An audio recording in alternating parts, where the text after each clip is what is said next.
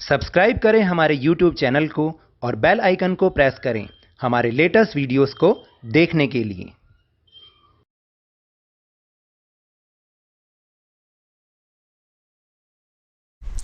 Hello and welcome to Lavneesh sir की class. आज की ये शिक्षा निदेशालय राष्ट्रीय राजधानी क्षेत्र दिल्ली की वर्कशीट नंबर 2 जो कि कक्षा 8वीं के विद्यार्थियों के लिए है। यह ली गई है हिंदी विषय से और आज इसमें हम बहुत ही महत्वपूर्ण विषय के बारे में चर्चा करेंगे। ऐसी चीज़ जिसका आजकल के समय में बहुत ही ज़्यादा प्रभाव है, वो विषय वस्तु जो कि बहुत ज़्यादा इम्पॉर्टेंट है, वो है विज्ञापन, दैट मीन्स एडवर्टाइजमेंट। देखिए, आपने देखा होगा, आज चाहे आप कोई न्यूज़पेपर उठा के देख लें या जैसे यूट्यूब ही देखते हैं ना मेरा चैनल, उसमें भी बहुत सारे ऐड आते हैं, विज्ञापन आते हैं। या हम सोशल मीडिया पे चले जाएं, फेसबुक पे चले जाएं, या आजकल तो कहीं कहीं पर व्हाट्सएप पर भी आने शुरू हो गए हैं। तो ये सारा क्या है? ये सारे विज्ञापन हैं और विज्ञापन का प्रभाव इतना ज़बरदस्त होता है कि जो ग्राहक हैं, जो उसको देखने वाले हैं, वो उससे आकर्षित होकर तुरंत उस सामान को खरीदने का मन बना लेते हैं। तो आज हम इसी के बारे में बातचीत करेंगे। तो चलिए बिना समय गवाए शुरुआत करते हैं मेरे साथ और समझने की कोशिश करते हैं। निम्नलिखित गद्यांश को पढ़कर नीचे दिए गए प्रश्नों के उत्तर लिखिए। तो यहाँ पर एक गद्यांश दे रखा है जिसको हमने एक बार मेरे साथ धीरे धीरे पढ़ना है, समझना है और फिर उस पर आधारित प्रश्नों के उत्तर करने हैं। वर्तमान युग विज्ञापन का युग माना जाता है।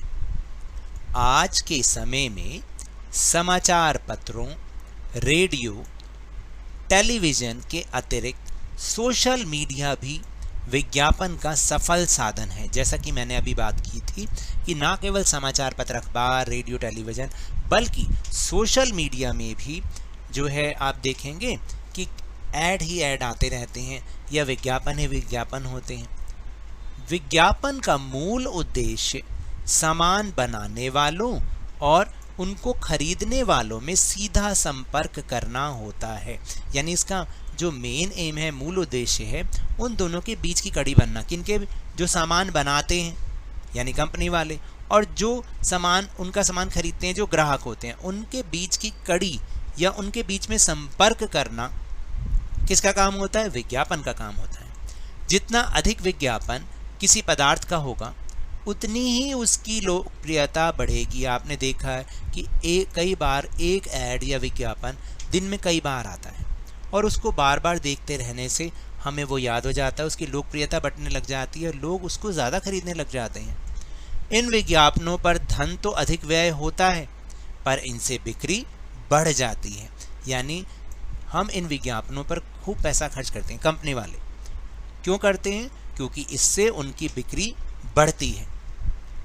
ग्राहक जब इन आकर्षक विज्ञापनों को देखता है तो वह उस वस्तु विशेष के प्रति आकर्षित होकर उसे खरीदने के बाध्य हो जाता है।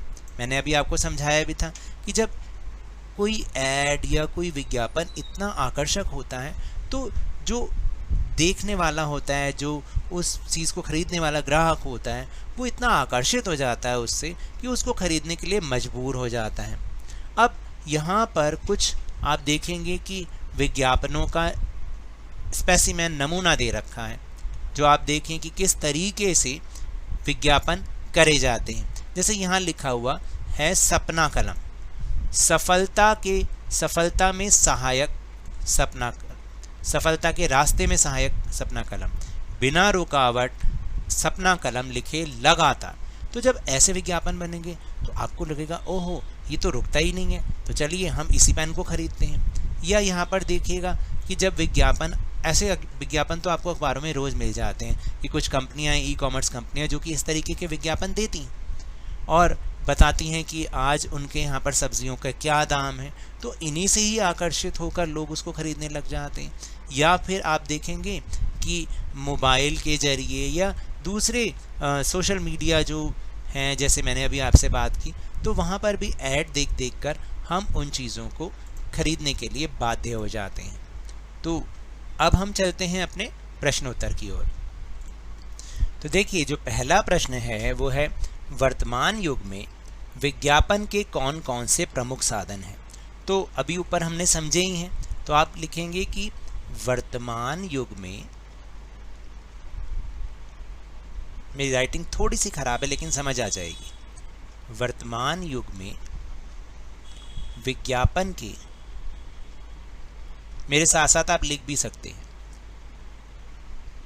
प्रमुख साधन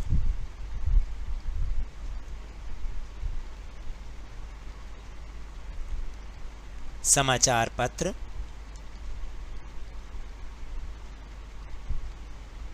रेडियो, टीवी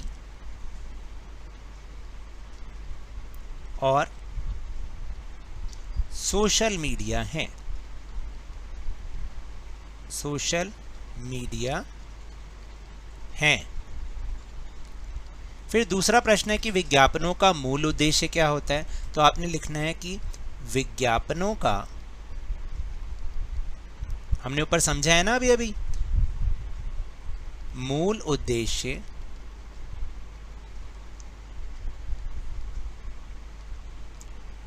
सामान बनाने वालों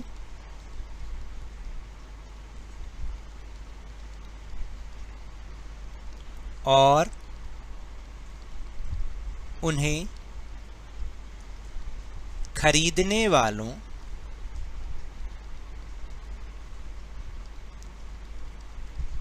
के बीच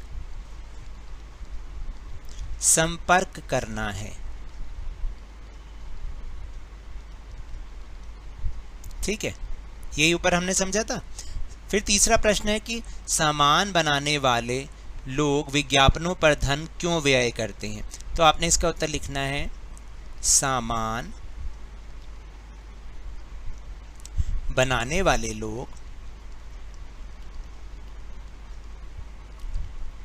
विज्ञापनों पर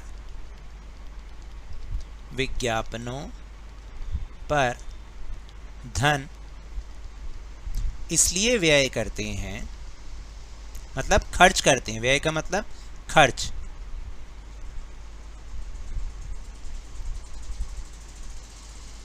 ताकि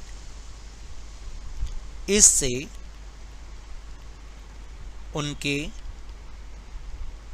सामान की बिक्री बढ़े। ठीक है। फिर चौथा प्रश्न है कि ग्राहकों पर विज्ञापनों का क्या प्रभाव पड़ता है। तो आपने लिखना है कि ग्राहक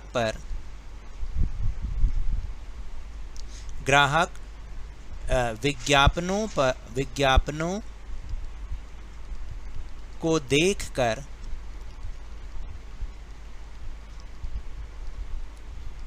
वस्तु विशेष के प्रति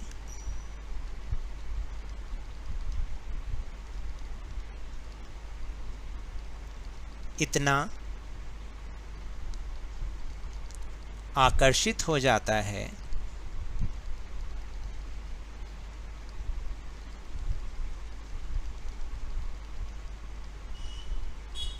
कि उसे खरीदने के लिए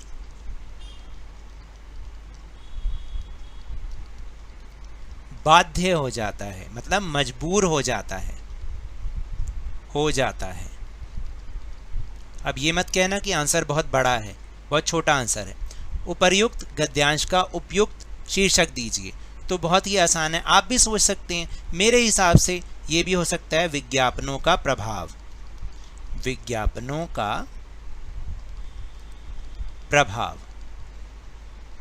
तो ये तो थी आज की वर्कशीट। अगर मेरे इस तरह समझाने से आपको थोड़ा सा भी समझ में आया हो तो इस चैनल को ज़्यादा से ज़्यादा सब्सक्राइब कीजिए, लाइक कीजिए और बहुत ज़्यादा शेयर कीजिए। जल्दी से जल्दी इसे 50K तक पहुंचा दीजिए। लेकिन याद रखिएगा, कोरोना वायरस अभी भी फैल रहा है, तो बाहर जाते समय मास्क का प्रयोग अवश्य करें और अपनी बारी आने पर इसका टीकाकरण अवश्य करें, क्योंकि कोरोना को हराना है और ज़िंदगी को एक बार फिर से सुहाना बनाना है। इसी उम्मीद के साथ बहुत बहुत धन्यवाद।